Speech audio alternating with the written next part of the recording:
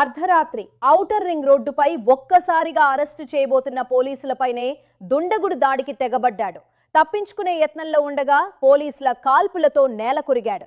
హైదరాబాద్ శివారు Adibatla outer ring road Bongulur gate exit number 12 అర్ధరాత్రి వేళ జరిగింది పోలీస్ ఆపరేషన్. దుండగుడు భుష్మి శ్రీకాంత్ ఆంధ్రప్రదేశ్కు చెందిన కరుడుగట్టిన నేరస్తుడు.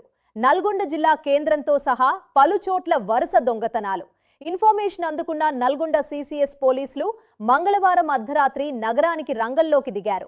ఆదిబట్ల వద్ద శ్రీకాంత్ను పట్టుకున్నారు, అరెస్టు చేయబోయారు. కానీ ఇక్కడే ట్విస్ట్.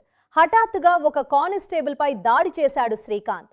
అక్కడి నుంచి చెక్కేయాలని చూశాడు. దీంతో ఆత్మరక్షణలో పోలీసులు కాల్పులు జరిపారు. బుల్లెట్ తగిలి శ్రీకాంత్ నేలకొరిగాడు.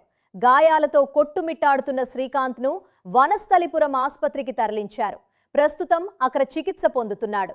ఇక ఈ శ్రీకాంత్ చరిత్ర తిరిగేస్తే ఒళ్ళు గగురు పొడుస్తుంది. 10కి పైగా దొంగతనం కేసులు. అంతటితో ఆగలేదు.